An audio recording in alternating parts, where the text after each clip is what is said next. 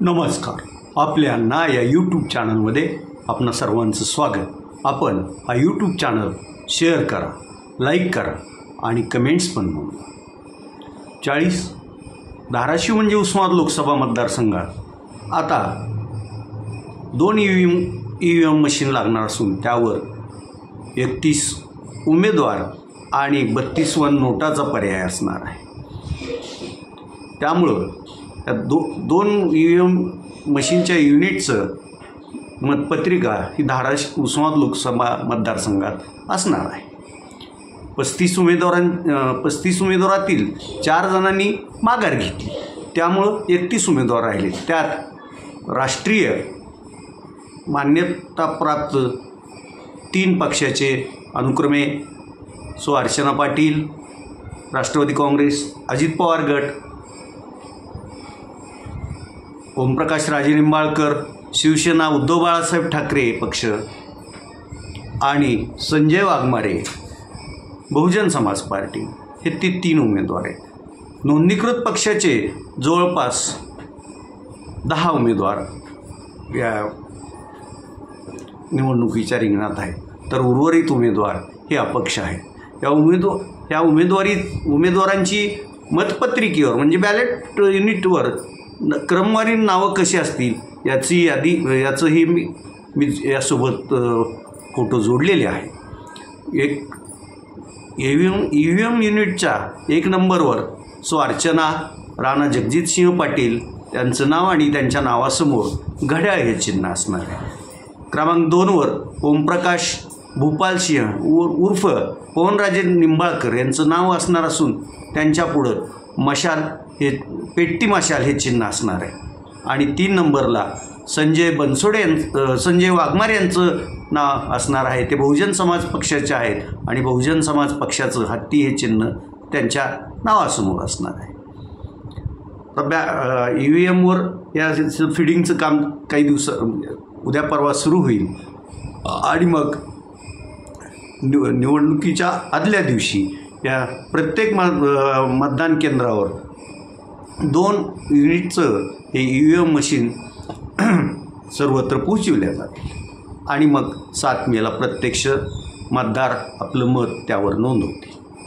इकडे मतदारसंघात महाविकास आघाडी आणि महायुतीचा प्रचार अगदी जोरात सुरू आहे. महाविकास आघाडीकडून आज संध्याकाळी मुरुम तालुका उमरगा येथे बानगुडे पाटील यांची सभा होणार आहे. तर उद्या 24 तारखेला तुळजापूर येथील जुन्या बसस्थानकाजवळ राष्ट्रवादी काँग्रेस शरदचंद्र पवार गटाचे सर्व शरदचंद्रजी पवार यांची सायंकाळी 6 वाजता सभा होणार आहे. त्यामुळं महाविकास आघाडीचे उमेदवार ओमप्रकाश राजेनिंबाळकर यांच्यासाठीची वातावरण निर्मिती होण्यास त्यामुळं मदत होणार आहे. त्यांच्या प्रचारात वैशाली राहुल मोटे, संयोजनी ओमप्रकाश राजेनिंबाळकर यांची एक टीम, त्यानंतर आमदार कैलास पाटील यांच्या पत्नी शुभांगी घाडगे पाटील यांची एक टीम, त्यानंतर देवकी जयप्रकाश राजेनिंबाळकर यांची एक टीम आणि आजपासून ओमप्रकाश राजेनिंबाळकर यांच्या मातोश्री श्रीमती आनंदीदेवी राजेनिंबाळकर याही प्रचाराला लागलेल्या आहेत. त्याही डोर टू डोर प्रचार करताना दिसून येत आहेत. तर राष्ट्रवादी काँग्रेस शरदचंद्र पवार पक्षाच्या युती आघाडीच्या राज्यप्रमुख सक्सेना सलगर यांनीही प्रचारास सुरुवात केली असून त्या जागोजागी गावभेटी सभा या माध्यमातून त्यांचा प्रचार सुरू आहे. इकडं महायुतीकडून अद्याप राज्य किंवा देश पातळीवर कुठल्या नेत्याची सभा झालेली नाही. मात्र भाजपचे आमदार राणा जगजितसिंह पाटील, स्वतः उमेदवार अर्चना पाटील, त्यांचे पुत्र मल्हार पाटील, याचबरोबर राष्ट्रवादी काँग्रेस पक्षाचे जिल्हाध्यक्ष महेंद्र धुरगुडे,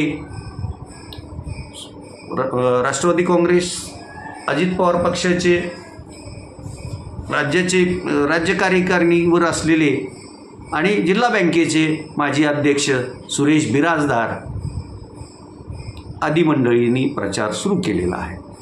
याचबरोबर अद्यापपर्यंत उमरगा लोहारा या मर्यादित शिवसेना एकनाथ शिंदे पक्षाचे आमदार ज्ञानेश्वर चौगुले, माजी खासदार रवींद्र गायकवाड हे त्यांनी प्रचार सुरू केला आहे. त्यांच्याही सभा गावभेटी चालू आहेत.